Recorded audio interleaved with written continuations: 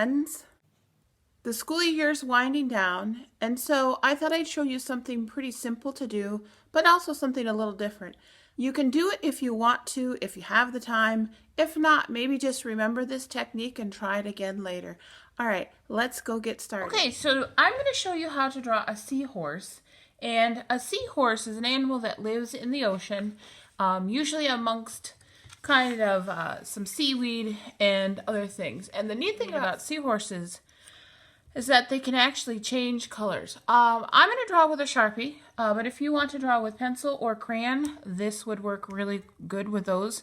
What I'm going to do first is I'm going to create the seahorse. And I have my paper going the tall way, the vertical way, because it is kind of a tall animal. So they're kind of cute little creatures. And I start off by kind of drawing the letter C, like this. It's kind of funny shaped. Now what I'm going to do is just keep bringing this bottom part of the C out and then flatten it out here. And then I'm going to do the same thing, kind of a nice flat horizontal line, and then connect those two together. Okay? And you can add a little mouth in there and things later, but let's make the body first. So if I were to continue, I'm going to make the body, and it's a very curvy body, and I'm going to, they've kind of got a big belly. I'm going to kind of make this curve line start from the back of my letter C. Now it almost, if you just follow this, looks like the letter S. And so I've got this big curve for the stomach. And now what I'm going to do is they have this little tail, and it likes to hold on to coral or seaweed, and it's very curly. So I am going to draw a spiral. And now what I'm going to do is I'm going to start from the end of this spiral and go back up over the head. Now watch this first and then you give it a try. So you start on the end of that spiral. Keep it really close to the other one at first, that spiral line.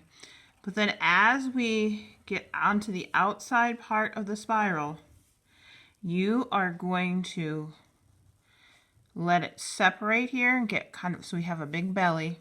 I'm going to keep going up.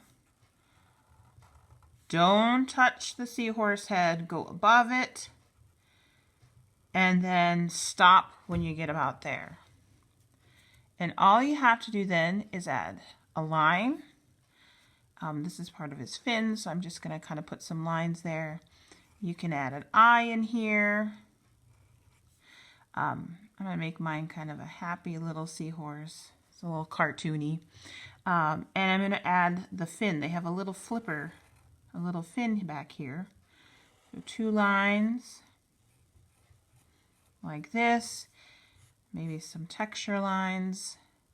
Maybe some texture lines on here. They're really kind of spiky little creatures if you've ever seen a photograph of one. So if you want to add some of those things in there, you can. Of course, this is art, so I'm going to add a few more things to my picture. And since they like to hang out in the seaweed and hide, I'm going to add a few seaweed in my picture using some curvy lines. Now if you want to put coral in there instead, or a different kind of seaweed, maybe you'd like to have leaves on yours.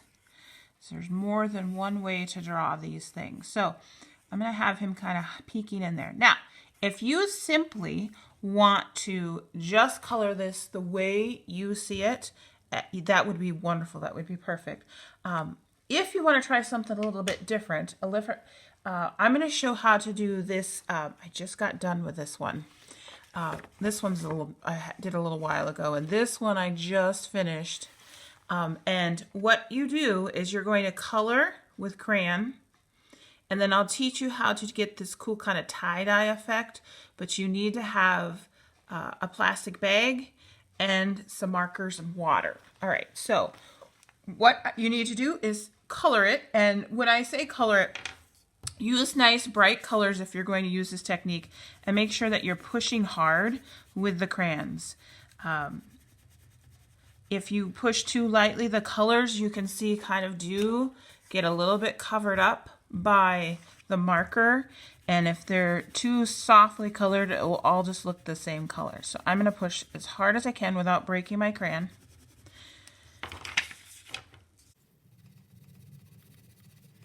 And coloring neatly. Scribbling, getting out of your lines, will take away the cool effect too. It'll just look messy.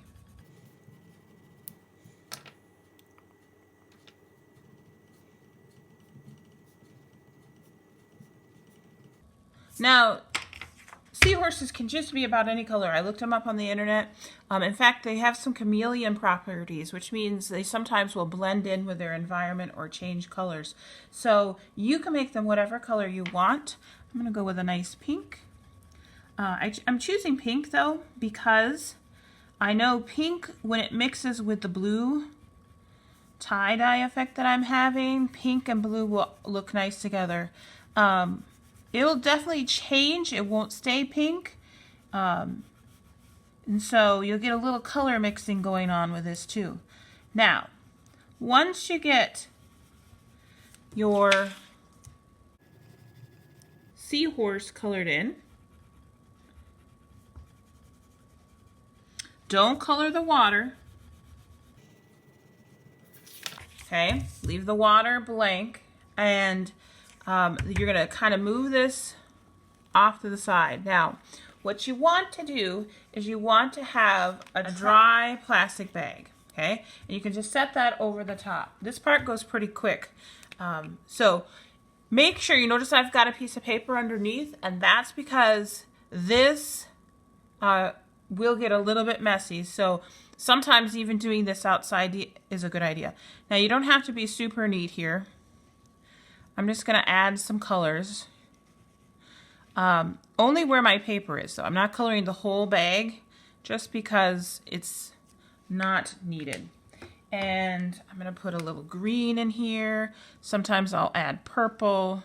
I'm not necessarily coloring too much where my seaweed or other things are. Maybe a little in here. Just kind of get most of this. It's okay to leave a few blank. It does look scribbly right now, and that's okay. So then, move this to the side, and what you need to do is add water to your paper. Now, there's several ways to do that. You could get a paintbrush and paint some water on it. If you don't have a paintbrush, maybe you can use a wet paper towel or a napkin and wash it over. A sponge would work really well. I'm going to use a spray bottle because that's what I have. The trick is not to get too much. I'm going to just use my hand to kind of spread that over the top so I know that it's kind of got water over the whole thing. And then what I'm going to do, I'm going to set this on top of where my picture is. And the nice thing about this, because you can see through, you can kind of, if you're missing color in an area and you want it to spread around, you can kind of use your finger to push that so that everybody, all parts of your paper. Now, if it's too dry, the nice thing about that too is just lift it up. Like down here, it's a little dry. Add a little more water, and that will help spread the color. So, then the only thing left to do is to take off the plastic, and you have kind of this neat, you just got to let it dry a little bit, have this neat tie-dye effect. Some people even like to sprinkle a little salt on here. If you sprinkle a little salt as it dries, it'll have a really neat effect too. Don't overdo the salt though, because then you won't be able to see any effect at all. Alright, so if you get a chance to try this cool technique, it doesn't have to be, of course, with the seahorse. Maybe you just want to draw the seahorse and show that. Of course, if you don't have time to do this today, just do it on a different day, or, you know, just keep this idea in mind for later. Alright, I hope you're having a great day.